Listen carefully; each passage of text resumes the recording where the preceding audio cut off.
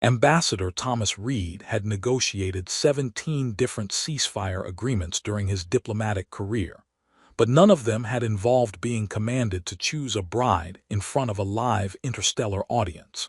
He stood in the crystalline throne room of the Luminari Empire, watching bioluminescent patterns flow across the walls like living constellations, when Queen Vexendra's voice cut through the ceremonial proceedings with the weight of absolute authority. "Choose one of my daughters, human." The words hit Thomas like a physical force, and he felt his diplomatic training scramble to process what had just happened. Around him, the assembled court fell into absolute silence, their skin patterns shifting to muted colors that suggested either reverence or terror. He'd come here to formalize routine truce documents, not participate in what appeared to be an alien marriage ceremony. "Your Majesty," Thomas said carefully, "I'm not sure I understand the nature of this selection process." "The nature is simple," Queen Vexendra replied, her own bioluminescence pulsing with patterns that Thomas's cultural briefings had taught him indicated unshakable determination. "My daughters stand before you. Choose one." Three figures stepped forward from the royal dais, and Thomas felt his breath catch as he saw them clearly for the first time.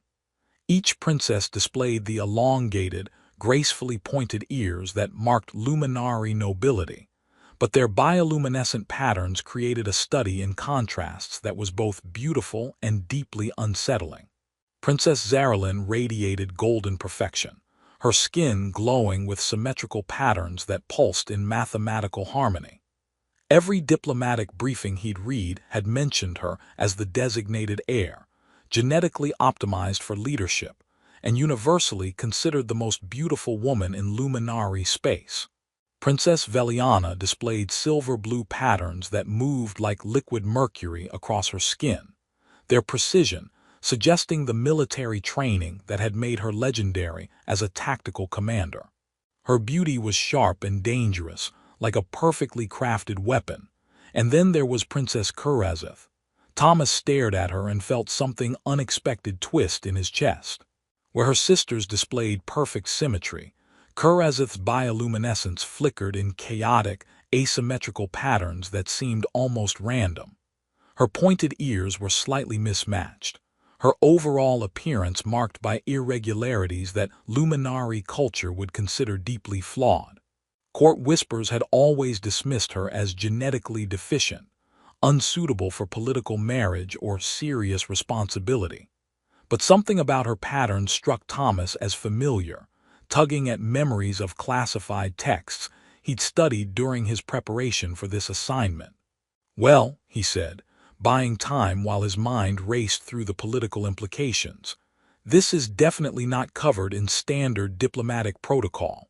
Queen Vexendra's bioluminescence shifted to patterns that Thomas couldn't quite interpret, though he caught what might have been amusement mixed with something more dangerous. "Indeed, your choice, Ambassador." Thomas looked around the throne room, noting the way certain court officials leaned forward with predatory interest, while others seemed to hold their breath.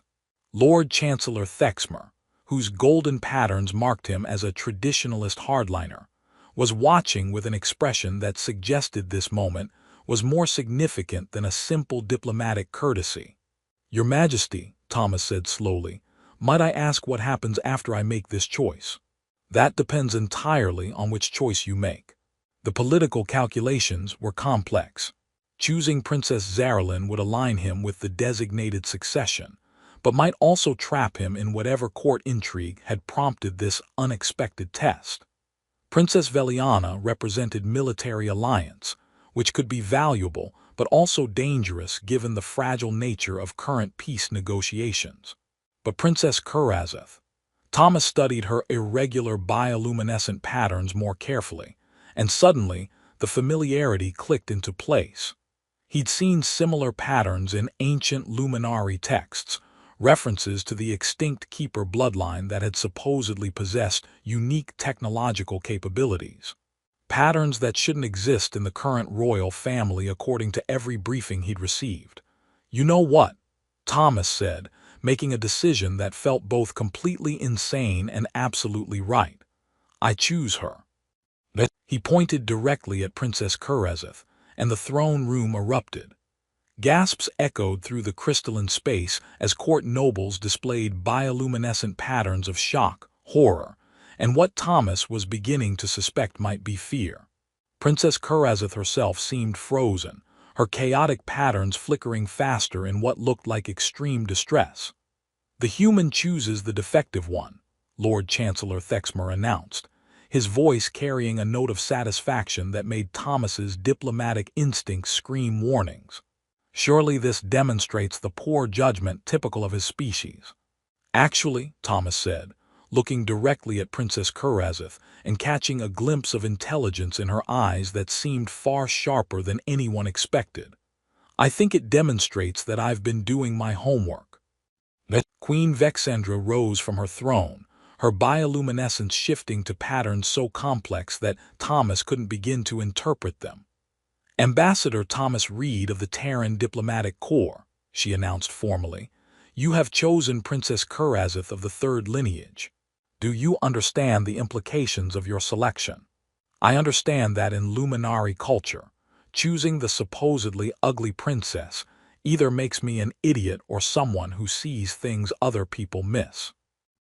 And which do you believe you are?" Thomas looked at Princess Kurazeth again, noting the way her asymmetrical patterns seemed to pulse with hidden meaning, like encrypted code waiting to be deciphered. "Your Majesty," he said, "I'm beginning to think that maybe ugly and special aren't mutually exclusive categories." The Queen's bioluminescence flared with what Thomas hoped was approval, rather than preparation for his immediate execution. "Indeed," she said, "Princess Kurazeth, you will accompany Ambassador Reed to the bonding chambers. The formal ceremonies will begin at dawn." As the court began to disperse in patterns of shocked conversation, Thomas found himself walking beside a princess whose irregular bioluminescence suddenly seemed less like genetic defect and more like camouflage.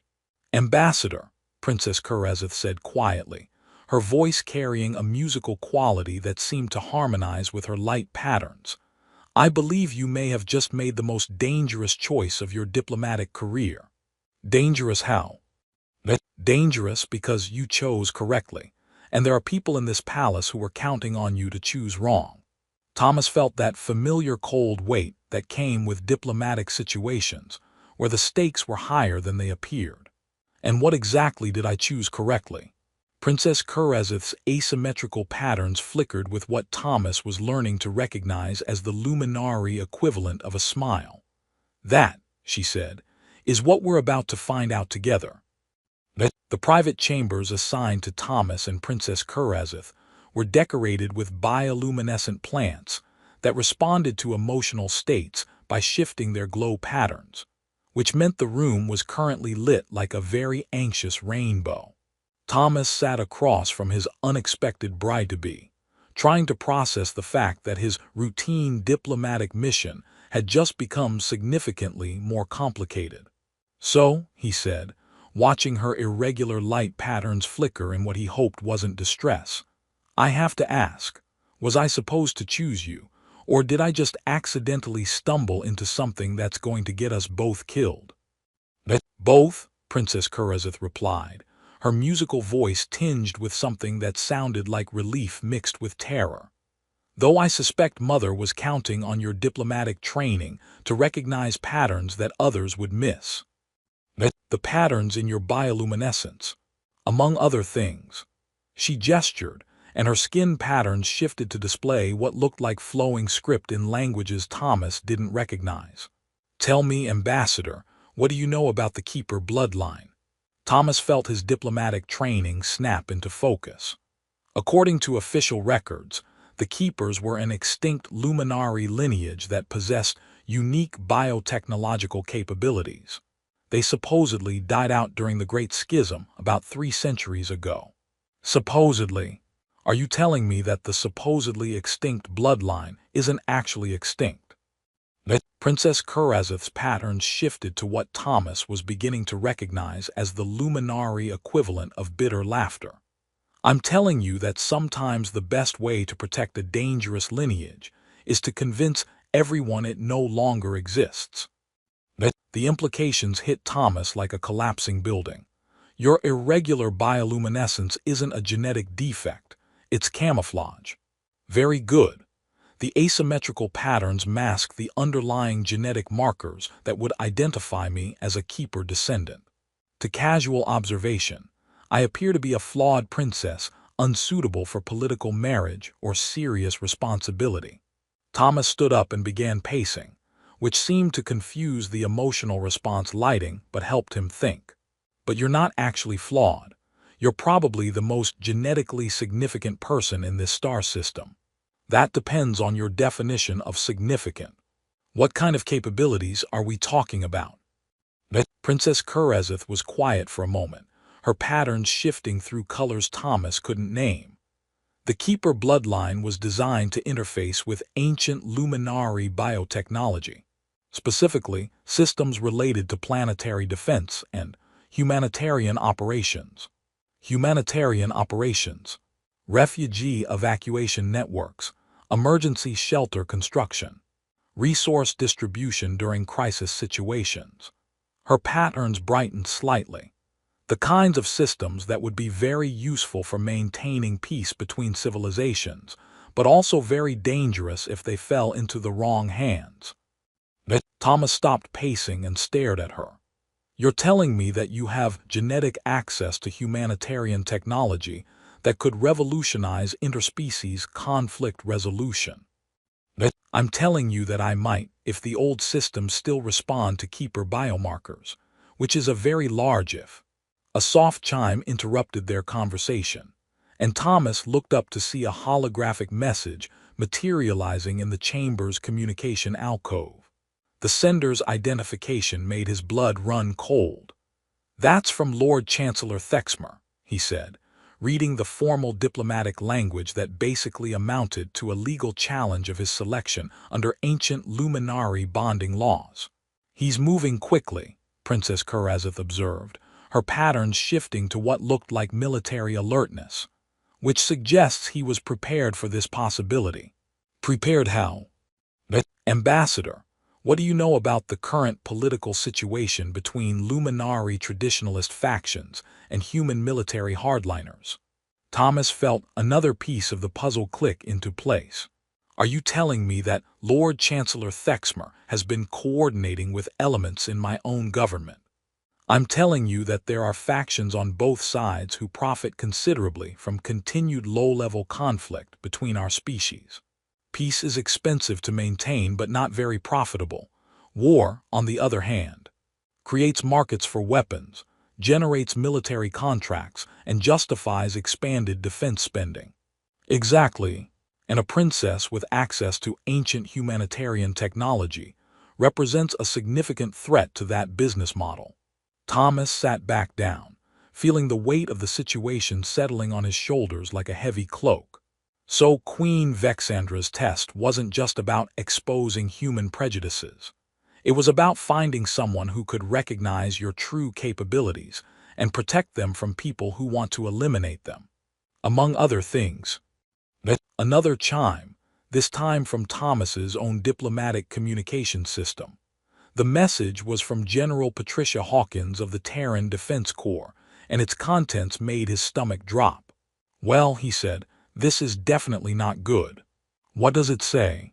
"General Hawkins is expressing concern about my involvement in luminary internal politics and suggesting that my diplomatic immunity might need to be reviewed." Princess Kurezeth's bioluminescence flared with patterns that definitely indicated alarm. "They're moving to isolate you from Terran protection, which would make me vulnerable to whatever Lord Chancellor Thexmer has planned, and would also prevent me from accessing Keeper systems, since most of them require dual authorization, luminary genetic markers plus verification from a recognized ally species." Thomas looked at her irregular patterns, noting how they seemed to shift and flow like living encryption. "So basically, choosing you wasn't just about recognizing hidden beauty. It was about identifying the one person in this palace who might be able to prevent a resumption of interstellar conflict. That's substantially accurate. And now both our governments have factions that want to eliminate us before we can figure out how to activate ancient humanitarian technology. That's also accurate. Thomas was quiet for a moment, considering his options. Princess, he said finally, I need to ask you something directly. If we go through with this bonding ceremony, and if you can access these keeper systems, what exactly would that mean for the current political situation? It would mean that refugee populations from both sides could be evacuated and protected during conflicts, rather than being used as leverage or casualties of war. It would mean that resource distribution during crisis situations wouldn't depend on military control. It would mean. She paused, her patterns shifting to something that looked like hope. It would mean that humanitarian concerns could be addressed independently of political calculations. In other words, it would make war less profitable and peace more sustainable. Yes, Thomas stood up again, this time with the kind of decisive energy that had carried him through 17 successful ceasefire negotiations. You know what? He said, I've spent my entire diplomatic career trying to protect civilian populations from the consequences of military decisions. If there's a chance, even a small chance, that bonding with you could give me the tools to actually succeed at that mission. Are you accepting the bonding? I'm accepting that sometimes the universe puts you exactly where you need to be, even if it's not where you expect it to be. Princess Kurazeth's asymmetrical patterns flared with what Thomas was learning to recognize as joy. And for the first time since entering the throne room, he began to think that choosing the ugly princess might turn out to be the smartest decision of his diplomatic career, even if it got him killed in the process. The assassination attempt came during what was supposed to be a peaceful walk through the palace's bioluminescent gardens, which Thomas figured was about par for the course given how his diplomatic mission was progressing. He was admiring plants that glowed with their own internal light, when Princess Kurazeth suddenly grabbed his arm and pulled him behind a cluster of trees, whose bark seemed to pulse with warning patterns. Move, she said urgently, her irregular bioluminescence shifting to colors he'd never seen before. The execution grid is activating. The what now? Thomas asked, though he was already following her deeper into the garden maze as energy weapons began scorching the air where they'd been standing moments earlier. Thomas caught glimpses of their attackers through the glowing foliage, figures in advanced combat armor that looked like a mixture of luminari and human design. Their coordination was too professional for a spontaneous assassination attempt, which meant someone had been planning this well in advance. Let me guess, he said as they navigated through plants that seemed to be actively trying to help them by creating concealing barriers of light and shadow. Lord Chancellor Thexmer and General Hawkins decided to skip the legal challenges and go straight to the permanent solution. That would be my assessment, Princess Kurazeth replied, leading him toward what looked like a section of the garden that was significantly older and more complex than the rest, though I suspect they've underestimated exactly what they're dealing with. Meaning the execution grid isn't just a defensive system. It's the primary interface for all palace biotechnology, including systems that have been dormant since the last keeper died. They reached what appeared to be a wall covered in living circuitry that pulsed with patterns similar to Kurazeth's bioluminescence. She pressed her palm against a section that immediately began glowing brighter, and Thomas watched as hidden passages opened in the garden's organic architecture. Okay, he said as they hurried through corridors that seemed to be growing around them as they moved. I have to admit, this is definitely the most exciting diplomatic assignment I've ever handled. Exciting isn't the word I'd use, she replied, though he caught what might have been amusement in her voice despite their desperate circumstances. What word would you use? Unprecedented. The keeper systems haven't been activated in 3 centuries. I have no idea what's going to happen when I try to interface with them fully. The passage led them to a chamber that looked like it had been grown rather than built, its walls covered with bioluminescent patterns that hurt to look at directly. At the center stood what Thomas could only describe as a living computer, its organic surfaces pulsing with data streams that seemed to flow like glowing blood. "That's the execution grid's central processor," Princess Kurazeth explained, her patterns synchronizing with the chamber's ambient light.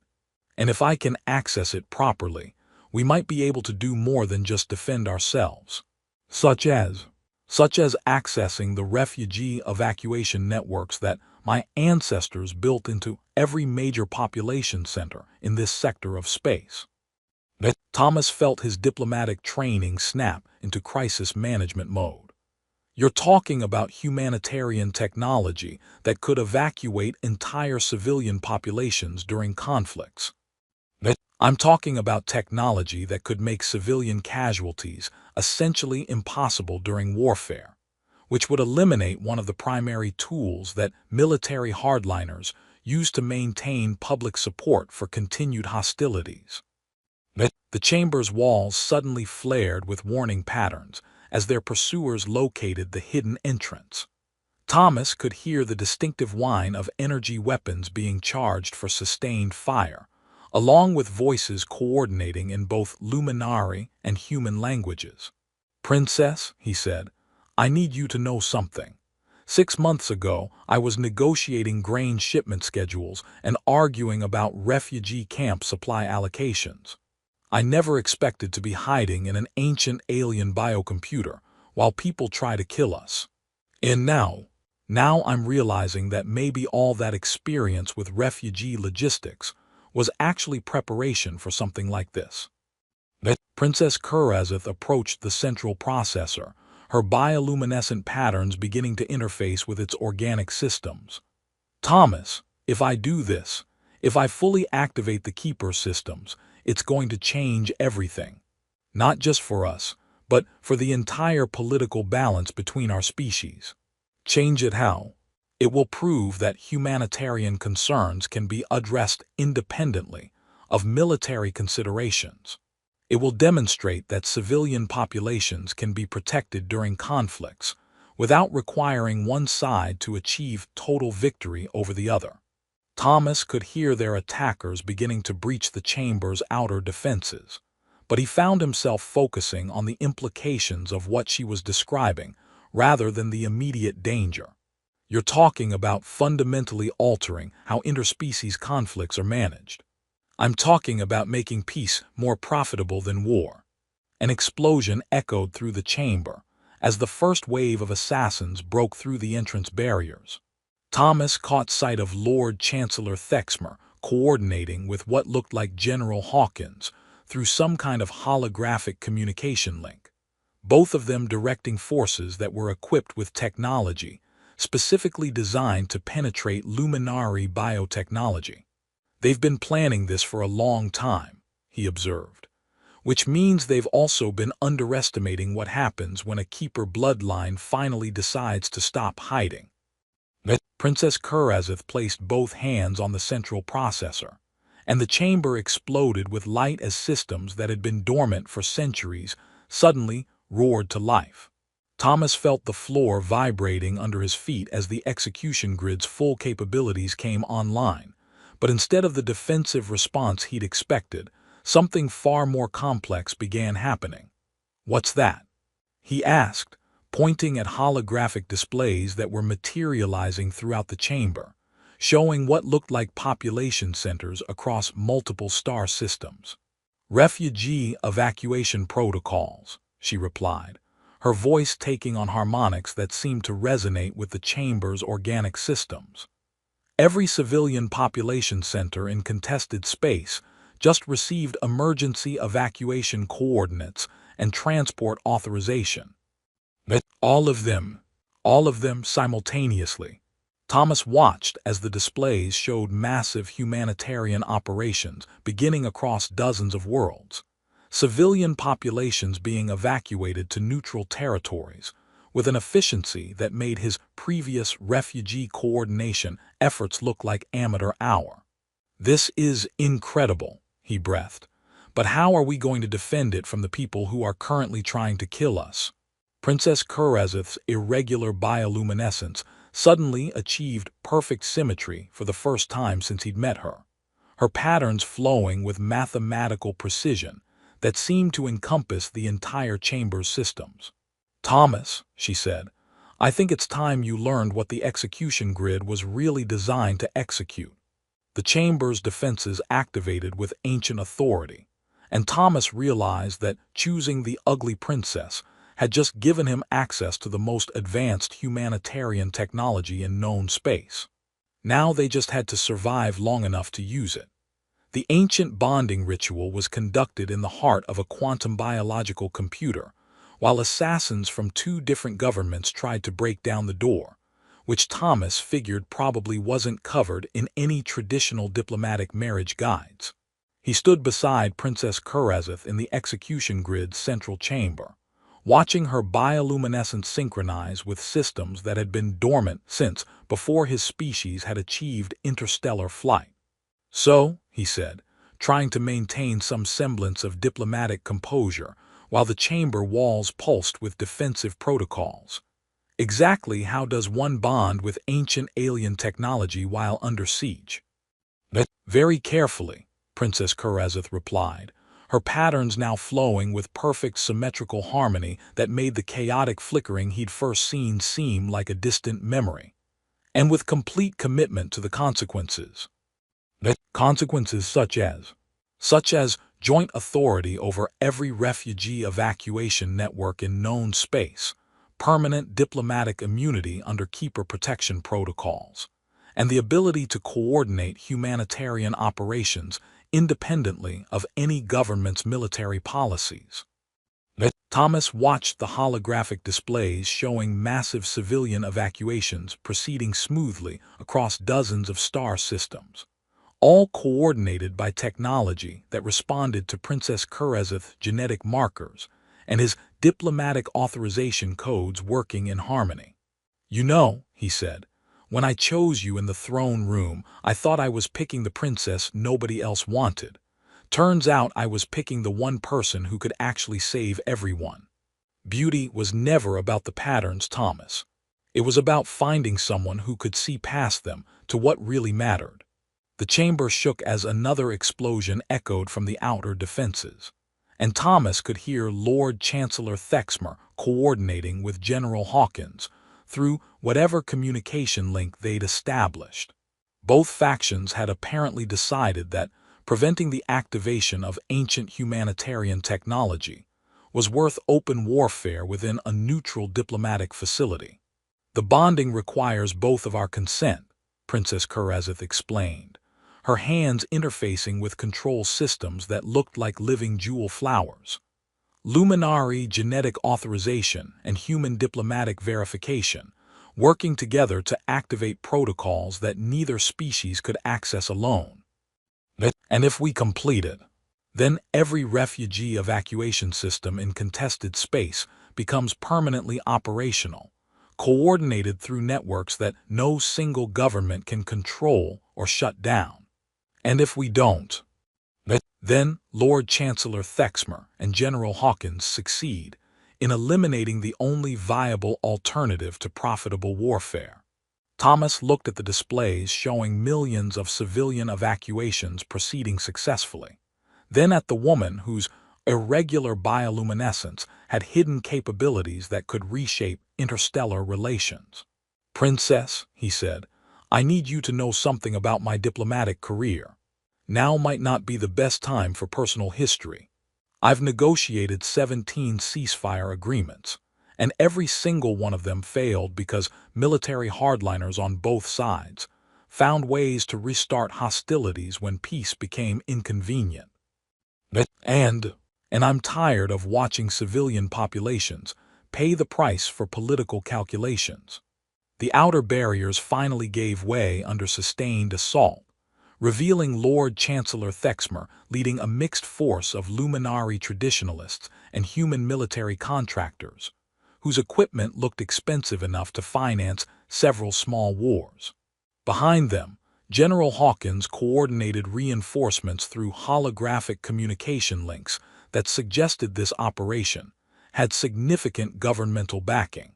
"Ambassador Reed," General Hawkins called out, her voice carrying military authority despite being transmitted through quantum communication relays. "You're interfering with legitimate security operations designed to prevent unauthorized activation of potentially dangerous alien technology." "Actually," Thomas replied, watching as Princess Kurezeth's systems continued coordinating humanitarian evacuations across known space, "I'm completing a diplomatic bonding ceremony that's going to make it impossible for people like you to profit from civilian suffering." The human demonstrates typical naivety about forces beyond his comprehension, Lord Chancellor Thexmer announced, his golden bioluminescence pulsing with patterns that suggested supreme confidence. "The defective princess cannot possibly control systems she was never meant to access." "Funny thing about that," Princess Kurezeth said, her now perfectly symmetrical patterns interfacing with the execution grid in ways that made the entire chamber resonate with harmonic frequencies. "I was never defective, I was camouflaged." The ancient defensive systems activated with authority that predated both their governments, creating barriers of organized light that held back the assault forces, while Thomas and Princess Kurezeth completed their bonding through quantum biological interfaces that granted them joint access to humanitarian networks spanning multiple galaxies. "The evacuation protocols are now permanent," Princess Kurezeth reported, her voice harmonizing with the chamber's organic systems. "No single government can override or disable the refugee protection networks." Thomas felt the bonding complete, as their combined authorization created quantum-encrypted access to humanitarian technology that had been waiting centuries for the right partnership. Through the neural link established by the ancient systems, he could perceive the scope of what they just activated: evacuation networks spanning dozens of star systems, refugee processing facilities that could accommodate millions of displaced civilians, and resource distribution systems that operated independently of any military command structure. "This is incredible," he breathed, watching as real-time data showed successful evacuations proceeding across contested territories where civilian populations had been trapped for years. "We're not just ending this conflict, we're changing how conflicts work." The Keepers designed these systems to make civilian casualties impossible during warfare, Princess Kurezeth explained, her bioluminescence now pulsing in perfect synchronization with the chamber's control interfaces. "Without vulnerable populations to leverage or protect, military strategies have to focus on actual military objectives rather than humanitarian pressure." Lord Chancellor Thexmer's assault forces were being systematically neutralized by defensive systems that seemed more interested in restraining than destroying, their weapons disabled by energy fields that left the attackers conscious but completely immobilized. Thomas noted with professional interest that the ancient technology appeared to have been designed by people who understood the difference between eliminating threats and eliminating people. "Thexmer," Queen Vexendra's voice echoed through the chamber as she arrived with what looked like half the royal guard. "You are relieved of your position and placed under arrest for conspiracy to commit genocide." "The defective princess cannot control systems meant for true keepers," the former chancellor protested, even as restraint fields held him motionless. "The defective princess," Queen Vexendra replied, her complex bioluminescence patterns indicating something between satisfaction and maternal pride, "has just demonstrated capabilities that surpass any keeper in recorded history. And she's done so in partnership with a human diplomat who saw past surface appearances to recognize true value." Through the quantum communication networks, Thomas could monitor General Hawkins's increasingly frantic attempts to coordinate military responses to evacuation operations that were proceeding with unstoppable efficiency. Her forces were discovering that it's remarkably difficult to maintain profitable conflicts when all the civilian populations spontaneously relocate to neutral territories with better living conditions and complete protection from military actions. General Hawkins, Thomas said, addressing the holographic communication link directly, I think you're going to find that your war profiteering business model has just become obsolete. This is a violation of interstellar law, she replied, though her tone suggested she was already calculating the political consequences of being associated with attempts to prevent humanitarian evacuations. Actually, this is the enforcement of interstellar law. Specifically, the parts about protecting civilian populations during armed conflicts. The quantum biological systems completed their activation sequence, and Thomas felt the full scope of his new responsibilities settle into his consciousness, like pieces of a vast puzzle, finally clicking into place. He wasn't just bonded to Princess Kurezeth. He was bonded to a humanitarian network that could coordinate refugee protection across entire galactic sectors.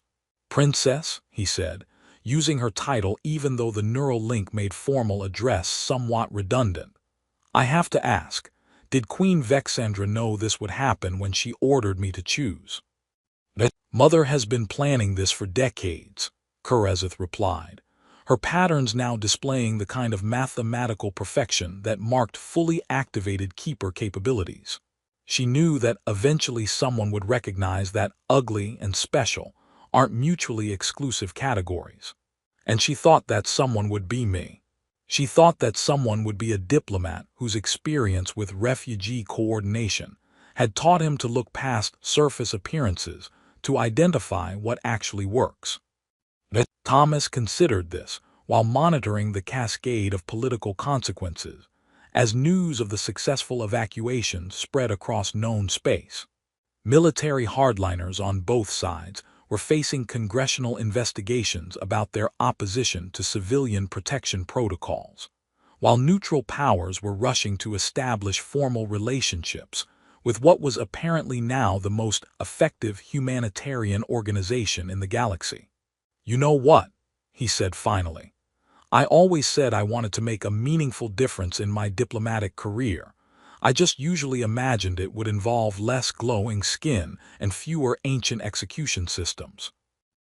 Princess Kurezeth's laughter harmonized with the chamber's organic resonance, creating patterns of light and sound that seemed to celebrate successful completion of systems that had been designed to activate exactly once, when the right partnership finally emerged.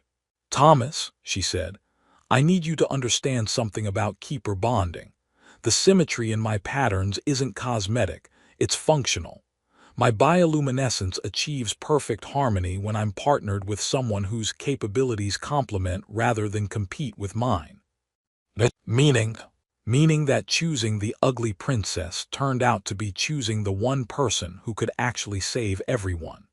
But it also turned out to be choosing someone whose genetic systems literally harmonize with your diplomatic protocols. Thomas looked around the chamber, taking in the successful humanitarian operations, the neutralized threats, and the woman whose supposed defects had hidden capabilities that were reshaping interstellar relations